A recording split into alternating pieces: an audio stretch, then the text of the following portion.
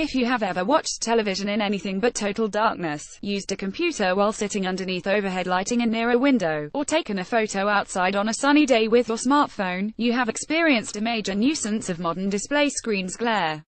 Most of today's electronics devices are equipped with glass or plastic covers for protection against dust, moisture, and other environmental contaminants, but light reflection from these surfaces can make information displayed on the screens difficult to see.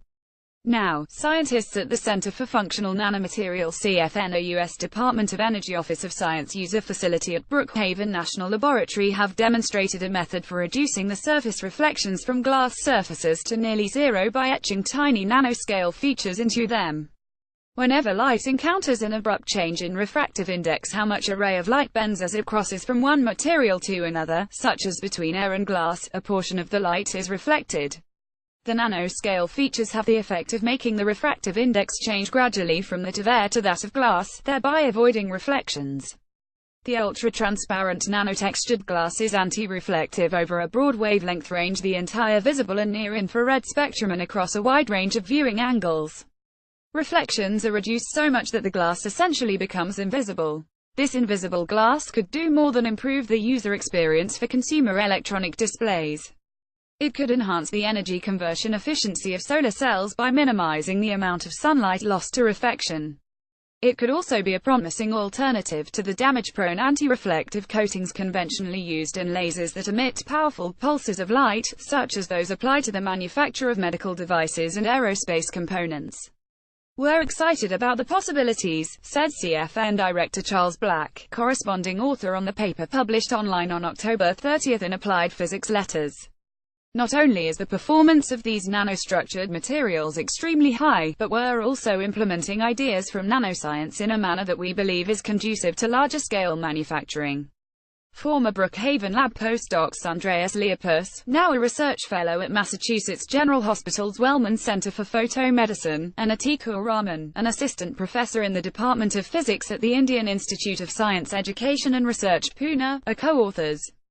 To texture the glass surfaces at the nanoscale, the scientists used an approach called self-assembly, which is the ability of certain materials to spontaneously form ordered arrangements on their own.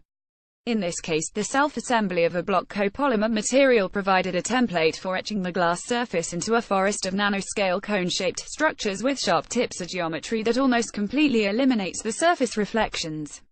Block copolymers are industrial polymers, repeating chains of molecules that are found in many products, including shoe soles, adhesive tapes, and automotive interiors.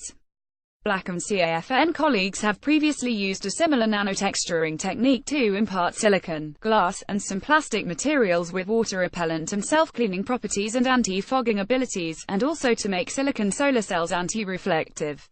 The surface nanotextures mimic those found in nature, such as the tiny light-trapping posts that make moth eyes dark to help the insects avoid detection by predators, and the waxy cones that keep cicada wings clean.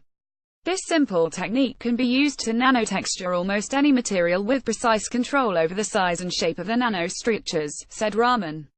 The best thing is that you don't need a separate coating layer to reduce glare, and the nanotextured surfaces outperform any coating material available today. We have eliminated reflections from glass windows not by coating the glass with layers of different materials but by changing the geometry of the surface at the nanoscale, added Liepus.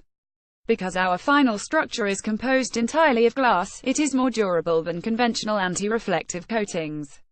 To quantify the performance of the nanotextured glass surfaces, the scientists measured the amount of light transmitted through and reflected from the surfaces. In good agreement with their own model simulations, the experimental measurements of surfaces with nanotextures of different heights show that taller cones reflect less light.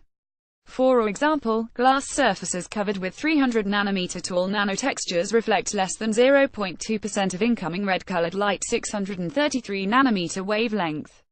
Even at the near-infrared wavelength of 2500 nanometers and viewing angles as high as 70 degrees, the amount of light passing through the nanostructured surfaces remains high above 95 and 90%, respectively. In another experiment, they compared the performance of a commercial silicon solar cell without a cover, with a conventional glass cover, and with a nanotextured glass cover. The solar cell with a nanotextured glass cover generated the same amount of electric current as the one without a cover. They also exposed the nanotextured glass to short laser pulses to determine the intensity at which the laser light begins to damage the material. Their measurements reveal the glass can withstand 3 times more optical energy per unit area than commercially available anti-reflection coatings that operate over a broad wavelength range. Our role in the CFN is to demonstrate how nanoscience can facilitate the design of new materials with improved properties, said Black. This work is a great example of it. We'd love to find a partner to help advance these remarkable materials toward technology. Story source materials provided by Brookhaven National Laboratories Booth CVB. Note: content may be edited for style and length.